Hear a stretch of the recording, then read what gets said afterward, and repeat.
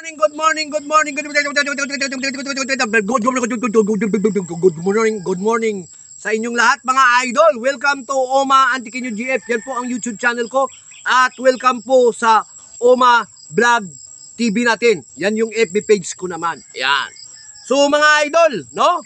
Ito ang pinakahihintay ng lahat ng ating mga maliliit na sabongero o di kaya malalaking sabongero. Oo. Na pwede na pong tayong sumubok sa ating hilig bilang isang magmanok sa timbangan. Basta sundin nyo na po kung ano yung mga sinasabi ko. Yan po ay makakatulong sa atin. Bago po tayo magkomento mga idol, tapusin nyo muna kasi ang ating nilalaman na kwento dito sa ating video. Para hindi po tayo maghula-hula, no? At hindi po tayo basta-basta magkokomento ayon lang sa title o caption ng ating videos. Yan, panoorin mo para hindi chismes. Talaga naman, sinisilip ako ng aking broadcast dyan na ding pera sa likod. Mukhang nanunood siya sa vlog natin. Siguro nagustuhan niya. Yan. So, day 1. Pabilisan ba to? Day 1, forgot bacterial plastic agad mga idol. Sa umaga, ikulong nyo na, huwag nyo nang pakainin. O papakainin nyo, 10 grams, 20 grams lang. Para pagdating ng hapon, empty na siya. Para pagdating ng gabi, mga alas 8, painumin nyo na ng pamurga. Yung pamurga. Pagkatapos, pagdating ng mga alas 3, medyo madaling araw, painumin nyo na ng bacterial plastic, antibiotic. Para pagka yan po ay naisabak natin sa training, wala na pong mararamdaman o lalabas na sipon sa kanila. Talaga naman, So, day 2, ligo. Pagtapos ligo, pag nagpaligo po tayo para maging shiny ang ating mga manok. Yan. Maliban po sa shampoo ng ating mga manok, dagdagan nyo pa po ng shampoo ng pantao. Yan. Talaga naman at saka sa gabi, kung stag o kakman yan, 0.3 mga idol. Yung iba kasi 0.5. Ako 0.5 din ako sa kak. Depende po sa mga handlers o sa atin. Tandaan mga idol yung tinuturo ko po dito is mga guidelines lang. Pero kayo po ang gagawa at kayo po ang magde-develop ng inyong mga experience dito sa akin, yung mga natutunan nyo. Obserbahan, i-monitor nyo, pag-aaralan. Yun, para kumpleto tayo. Day 3, kung wala po kayong gradas mga idol, sa umaga po kayo bago kumain. Bigyan nyo po sila ng Calbex. Yan. Wala po akong pinopromote na anumang mga multivitamins o food supplement dito mga idol. Yan. Ayaw ko nga sana nito Kaso lang, syempre, nagkataon lang na ako'y YouTuber at ako'y vlogger. Kaya tuturuan ko kayo ayon sa aking nalalaman. Saludo po tayo sa lahat ng mga handlers na mga magagaling na nandito ngayon. Shoutout po sa kaya handler ni Firebirds. Yan, maraming salamat. Marami parang mga handlers dito na nanonood kay Oma. Kahit yung handa ni Oma is alat chamba, pangtupada. Marami pong nanonood na mga handlers at nagkukomento pa po sila talaga. Maraming salamat idol. Shout out sa inyong lahat. Yun, mabuhay kayo and more winnings to come. Talaga naman So, Calbex sa umaga yan. Pero pagka may gradas kayo idol, sa madaling araw kasi ako nagpapainom ng mga multivitamins. Halimbawa, before mag-training, sinusubukan ko na po yan kaagad o binibigyan ko na po kaagad bago i-training. Ngayon sa madaling araw muna tayo dito sa madaling araw. Ako pagsubok ko niyan idol, pagbigay ko niyan, antimano nagpapa-8-8 ako. 5 muna sa unang araw. Yan. 8-8, pagka na-relax na sila, kahig-kahig, mga siguro 5 beses ng kahig-kahig, sabay, diretso ko na po yan sa aking scratch box. Yon. Para masanay na po sila sa routine na gagawin nila araw-araw. Yon. Ngayon, at saka pagod, yung pagod na mararanasan nila. So ngayon mga idol, pipitikan nyo lang po ng mga crack corn yan ng mga 2 piraso lang. Sanayin mo sila na 2 piraso, 1 piraso, para hanapin po nila. Sa unang araw, parang ayaw pa yan idol, magkaskas. Yan. Kasi siyempre pagod sila. Pero pag nasanay idol, isang lagay mo lang, tak, ganunan ka agad yan. So, sa wala namang mga gradas, mapapahaba tayo nito Sa wala namang mga gradas idol, sa umaga lang, bago kumain. Sa tanghali naman po kayo kahig-kahig, Sampi, no? Kahig-kahig, Sampi, scratch box. Yan. Talaga naman, oh. Bipolin, ganun din. Pagka madaling araw kayo, kung ano yung ginagawa natin dun sa first day, yun din ang gagawin natin sa madaling araw. Sa ano na to ha, sa pagbibigay ng bipolin doon sa fourth day natin. Kasi yung first day natin pagbibigay ng Calbex is number 3. So number 4 na tayo, ano? Bipolin. Day 4 na tayo, bipolin. Oh. Sa mga may gradas, ganun pa rin. Sa walang gradas, ganun pa rin. Day 5, ballplex. Yan. Sa walang gradas, ganun pa rin. Sa may gradas, ganun pa rin po ang ginagawa natin. Pagtapos, pag day 6, race day, nasa cord lang po yung mga manok natin, mga idol. Yan, nasa cord lang po sila. Oo, kung magandang panahon, hayaan mo lang muna sila sa cord. Yan, para ma-relax po sila dyan. Ngayon mga idol, day 7, painom ulit tayo ng Calbex. Yan. Training ulit tayo. Ganun din ang ginagawa natin sa unang training natin. Ngunit dadagdagan naman natin ng 5. 5 una, sunod 5, 10 na. 10 8-8, 10 pakahig-kahig, 10 at 2 pasampi. Yun, 2 pasampi lang yan. Pagkatapos, scratch box. Yun. Para masanay na po sila, no? Pagkatapos, ganun din ang gagawin nyo sa walang mga gradas. Ngayon, 8-day, bipolin naman. Ganun pa rin mga idol yung gagawin niyo. Ganun pa rin. Wala po tayong babaguhin dyan. Ganun pa rin. 9-day, ballplex again mga idol. Yun pa rin po ang estilo natin sa training. Ngayon, day 10, rest day na po ng ating mga alaga yan. So, ibig sabihin, nasa cord na naman sila. Ngayon, day 11, shower ng ating mga alaga. Yun. Pag nag-shower po tayo, lagi pong sinasamahan ng shampoo ng pantao. Yan, para talagang mabango at saka shiny po talaga sila. Ngayon, day 12, inject ulit tayo sa gabi, 0.3. Pagkatapos, depende na po sa inyo yan. Kasi magkikiping na po tayo kasi. Kaya, niligo natin, in-inject natin, ng day 11, sinower natin, day 12, in-inject natin, kasi magkikiping na po tayo ng manok dyan, kinabukasan.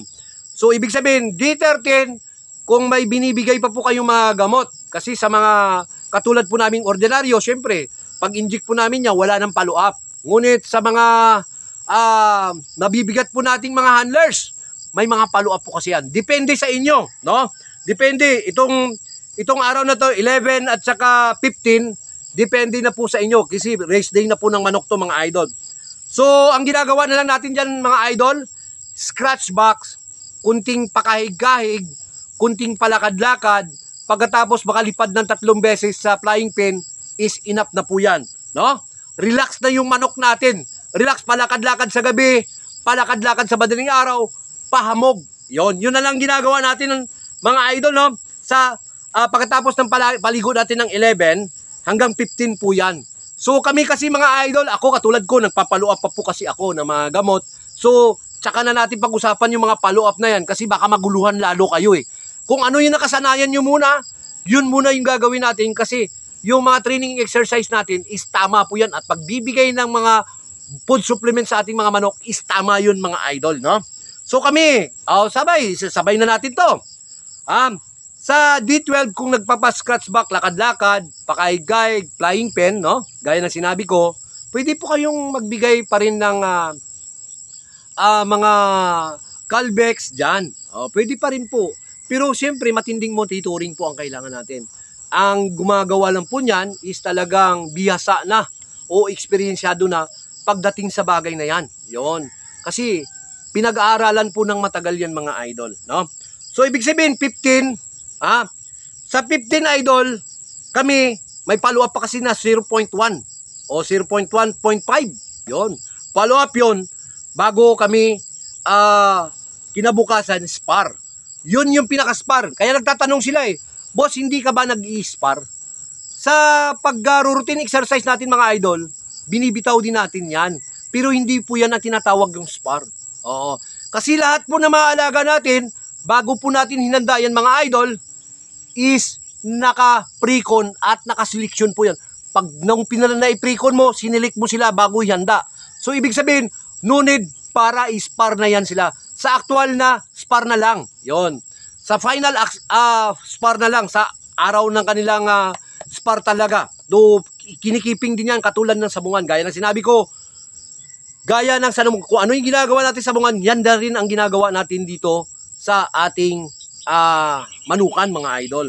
So ibig sabihin, 16 mag-i-spar na tayo dyan. Mag-i-schedule tayo ng spar kung ano yung gusto nyo spar. Yon. Kung gusto nyo, ang laban ng manok nyo is alas 12. Yon. Ang laban ng manok nyo is alas 2. Ang laban ng manok is alas 4. Ang laban ng manok nyo is alas 7 o alas 6, gana, alas 8 ng gabi, alas 10 ng gabi. Yun po ang tinatawag na pointing. Yun, pinupointing na po natin sila sa pagkain at saka sa tubig. Ibig sabihin, to control and maintain moisture. Yung sinasabi natin. Yun lahat na idol ng mga sinasabi natin doon sa iba't ibang vlog natin, ito na lahat yon. Yan. So, ito yung actual. To maintain and control moisture. Paano po na ba nating kontrolin at panataling maayos yung ating moisture ng manok? No? Ngayon, kung ang fight nyo naman, idol, is alas 12. So, bibilangin nyo yan, idol. Kasi, mostly, tayo nagpapatuka 40 grams sa loob ng 8 hours. Yun. So, ibig sabihin, every 2 hours, idol, 10 grams ang natutunaw agad ng mga alaga natin. So, magiging empty. May mga matitira dyan, konting-konti. Pero, mostly, yung 10 grams within 2 hours, tunaw na po yan. Oo. Yun po. Dahil kaya nalaman ko yan, idol. Dahil ako po ay laging nag-oobserba sa aking mga alaga dito tuwing ako po ay naghahanda. Yun. Kaya alam natin, kumbaga, kino-compute natin lahat yan mga idol. So, ibig sabihin, pag tayo'y lumaban ng timbangan, 2 hours before tawagin ang manok mo o dapat alam mo na. Halimbawa, ang laban mo ay number 50 ka. Tinawag na yung number 30. Kinakailan nakalimber ka sa number 30. Oo. Kinakailangan idol. Para just in case man magkaroon ng problema yung iyong manok, ma-adjust mo o makadagdag ka o makabawas ka sa mga problema ng ating mga alaga. Magawan mo na solusyon. Kung ano ba yung solusyon na dapat nating gawin. Yan. Ganun, advance 2 hours lagi tayo, idol. Ako, wag po sana magagalit yung ating mga ibang handlers na magagaling. Ako po, na gaya na sinabi nyo, gaya na sinabi ko, ako po ay nagtuturo lang ayon sa aking eksperyensya. Yon. Experience lang po ang tinuturo ko. Ngunit, syempre, gaya na sinabi natin, idol, hindi po makukuha yan ng kisyo tinuro ko rito, yung makukuha nyo agad.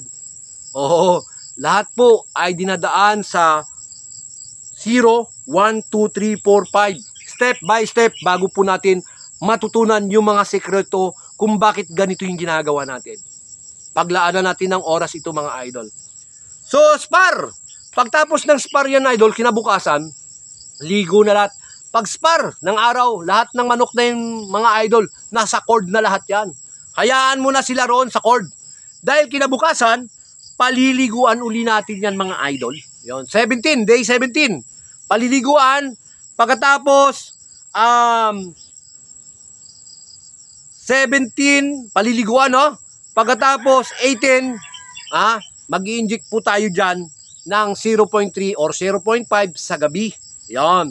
Pagkatapos, day 19, labas sa umaga ang manok, pataihin, no?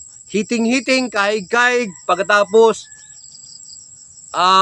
keeping. Sa tanghali, patain ng manok, bigyan ng merienda, saging, na may oatmeal, o kung ano man yung meron, o di kaya may honeybee pa, no?